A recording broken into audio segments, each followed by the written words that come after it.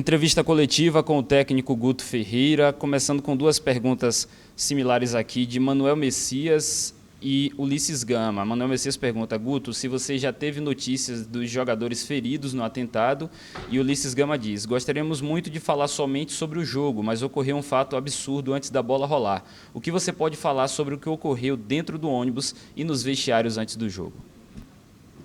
Bom, em relação à condição dos atletas, né? O Cirino bastante abalado, pequenas escoriações, o Bahia também, né?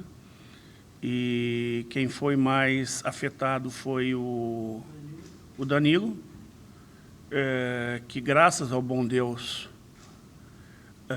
o corte foi menos de um dedo do olho, um dos cortes.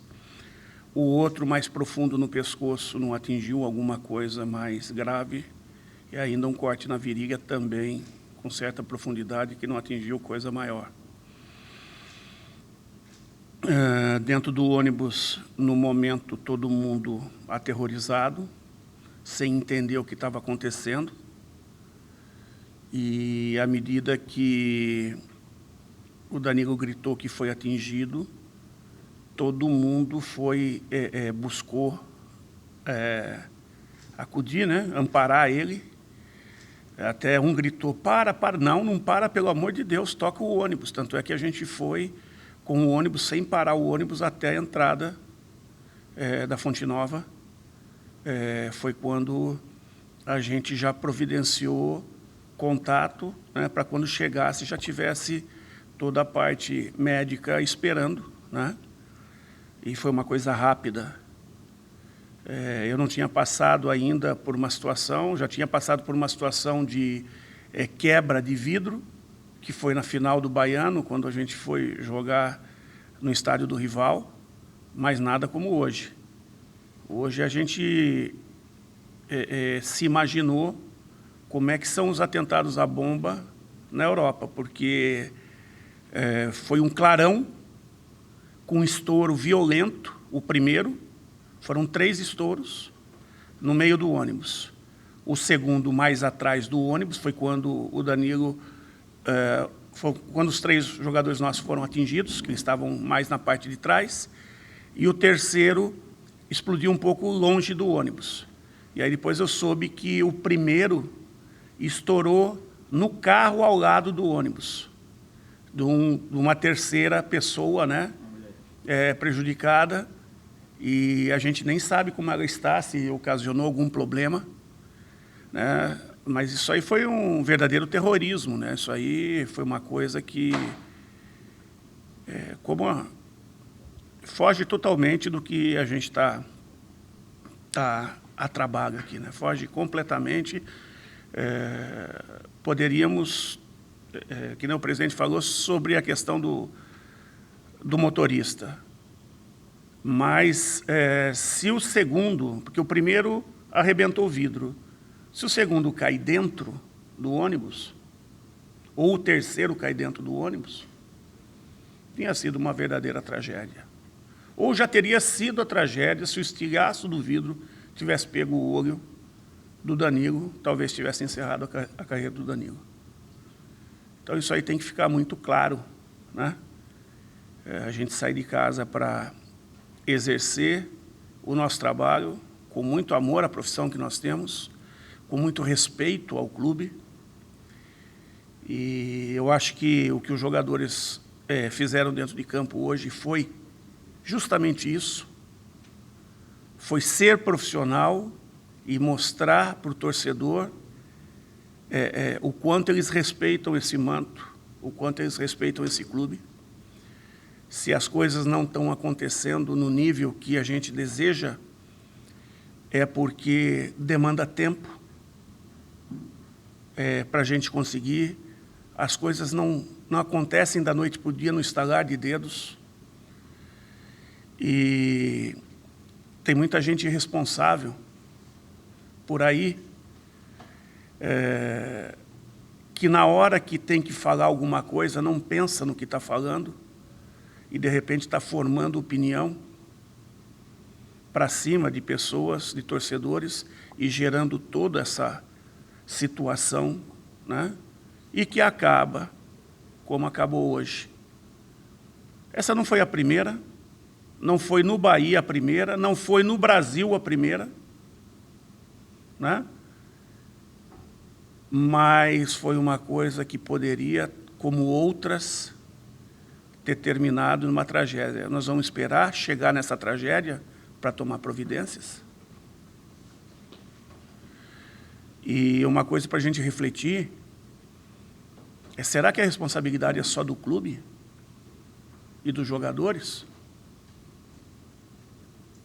E os organizadores do espetáculo? Onde fica a responsabilidade deles?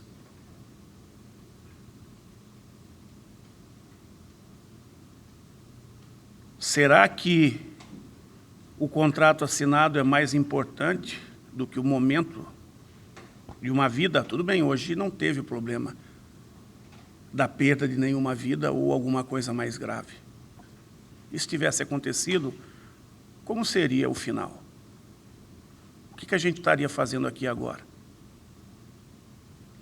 Então, aquelas pessoas que têm força, aqueles órgãos que têm força, que são os organizadores do futebol brasileiro, tem que fazer alguma coisa, gente. Tem que fazer alguma coisa. Com as recepções de aeroporto, quando a equipe não vai bem, com as invasões de CTs, e agora os atentados à bomba.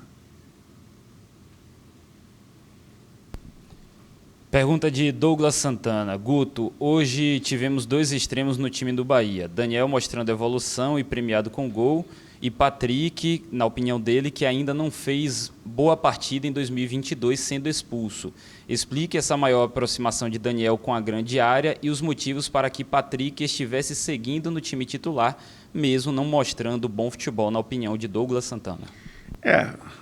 Você acabou colocando aquilo que eu mais abomino na fala dele, né? É a opinião dele em relação a Patrick. Para começar, Patrick é o segundo jogador que mais atua na temporada, iniciando antes dos outros. Vem desempenhando uma outra função em relação à do ano passado, quando ele jogava mais na primeira função, hoje ele sai mais para o jogo. É um jogador que combate, que ocupa o campo todo, que articula, traz tranquilidade para que o meio possa jogar. Na competitividade você acerta e erra, e ele não é diferente. Mas pode ter certeza que ele muito mais acerta do que erra. Uma liderança gigante dentro do vestiário. Um atleta extremamente dedicado, de entrega. Sim. O jogo que ele ficou de fora foi por Covid, tá? O único jogo que ele ficou de fora foi por Covid. Que ele teve Covid e depois já estava dentro de campo. Então, é muito fácil. Já botaram um X no pé do Bahia, né? Que era um dos jogadores chaves do time do ano passado. Agora estão querendo botar um X no pé do Patrick, é isso? É isso? Calma, gente. Patrick é um grande jogador. Se abrir a boca aqui, está cheio de time no Brasil que fala bem dele e que quer ele. Aí não serve para o Bahia, é isso? Na opinião, no caso do nosso amigo aqui. Porque na minha serve e muito. E muito. E eu estou dizendo isso porque talvez as falas do nosso amigo tenham influenciado o torcedor atrás do banco, que o jogo inteiro ficou gritando para tirar o Patrick. E o Patrick fazendo um bom jogo até então. Aconteceu de sair expulso, errou. Nós vamos pagar o preço, né? Vamos ficar sem ele num jogo importante contra o Sport. Mas temos jogadores que podem suprir também, né? Que vão ter espaço. E o Daniel, a gente vem conversando muito, vem trazendo confiança, tranquilidade para ele, vem mostrando para ele de que maneira que a gente gostaríamos que ele atuasse. Ele é um jogador muito leve, de muito movimento, e que a nossa cobrança é que ele não tinha muita alternância de ritmo durante a partida. Ele jogava sempre na mesma batida. E agora ele está freando, saindo, passando, entrando, chegando para bater em gol dentro da área, chegando para pifar os companheiros próximo à área, batendo de fora da área, e aí o jogo dele cresce. E o jogo dele crescendo, o futebol da equipe cresce. Por quê? Porque ele é um jogador que tem muita qualidade no passe. E o que ele vem também ouvindo e nos ajudando, que dentro das características dele, ele procura ajudar ao máximo, dentro do que ele consegue, também defensivamente. Nem que seja para tirar uma linha de passe, ou dar uma apertada sem tanta pressão, mas dificultando o passe para o adversário, que às vezes ele mesmo acaba roubando a bola, ou se ele não rouba, os companheiros do lado roubam. E isso tem sido fundamental, hoje foi fundamental, dentro do que a equipe produziu. Pergunta de Manuel Nascimento Petitinga. Boa noite, Guto. Esse time que iniciou o jogo, claro, com a exceção de Danilo Fernandes, é o ideal no momento? Digamos que está próximo do ideal. Pode ter uma ou outra peça que possa, um jogo ou outro, estar sendo mudada. Mas você pode ver que é mais ou menos uma base que a gente vem mantendo. O Rezende às vezes entra, às vezes eu adianto o Luiz Henrique na linha da frente, às vezes eu entro com o Ronaldo, mas não foge muito disso.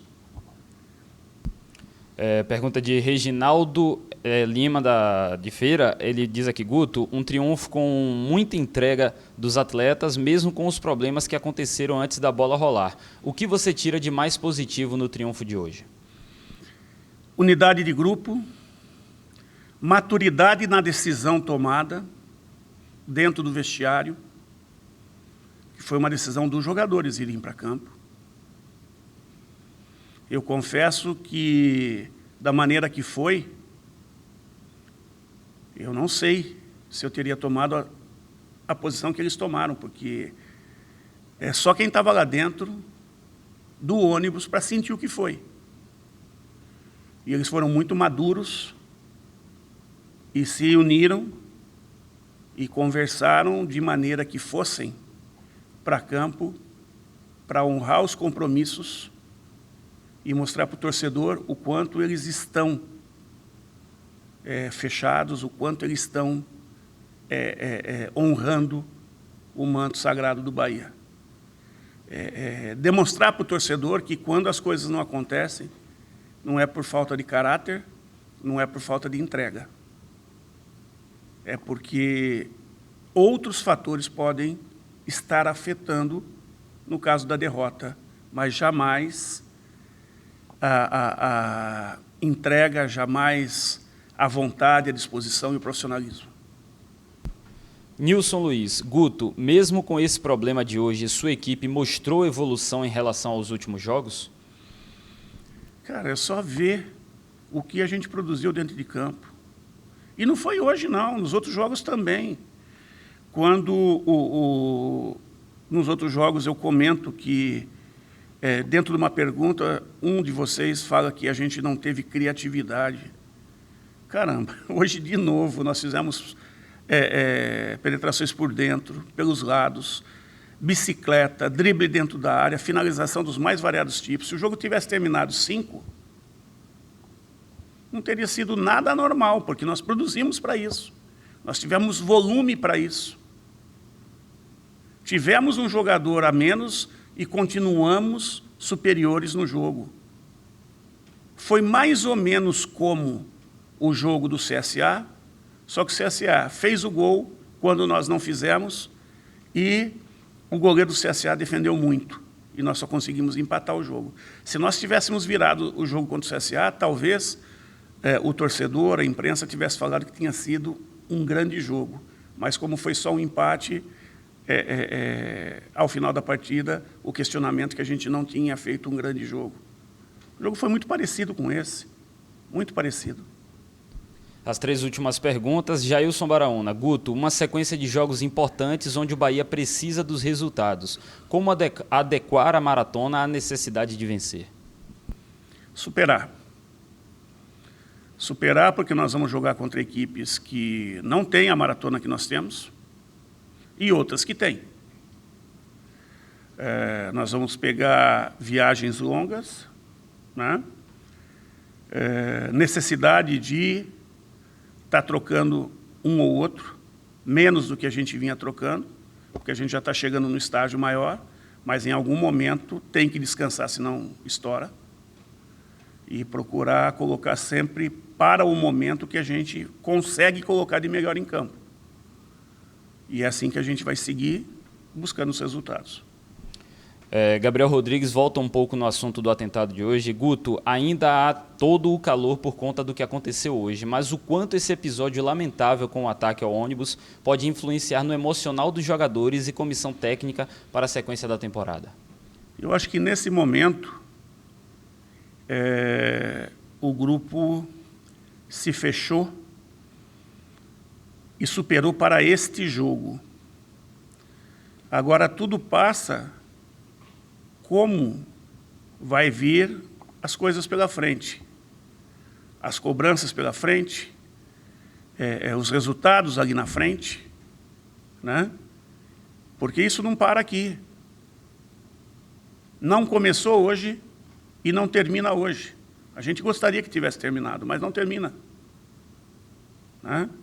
Então vamos torcer para que o nosso grupo como um todo consiga não vivenciar mais situações como essa e que esse episódio, que foi um marco hoje, como disse o presidente, porque nós sofremos um atentado à vida. A vida dos jogadores do Bahia e da sua comissão técnica esteve a perigo hoje. Por detalhe, nós não tivemos uma catástrofe. Então, procurar da melhor maneira possível, estar superando esse momento, nos fortalecendo enquanto unidade de grupo, porque é na dificuldade que você se une, se fecha e se supera, né? E que a gente possa crescer. E mais do que isso, que o nosso torcedor possa entender esse momento e possa nos ajudar a estar superando, vivenciando momentos melhores, para que a gente possa, no final, todo mundo comemorar junto.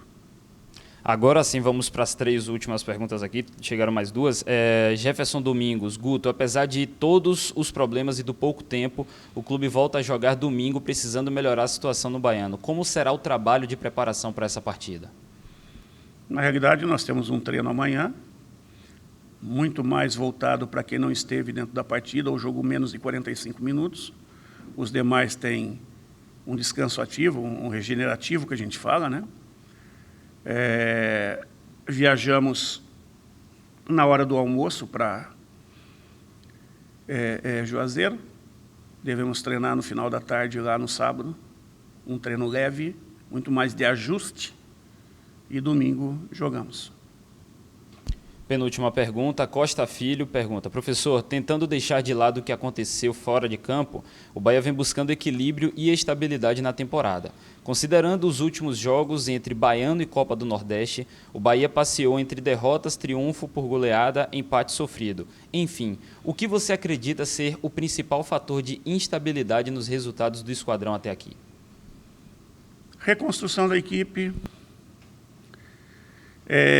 readaptação à forma física, reorganização da equipe taticamente, tecnicamente, qualidade de alguns adversários, tempo para trabalhar. Isso aí eu já falei no jogo passado, né? Nós tivemos aí 18 dias e depois disso não tivemos mais nada.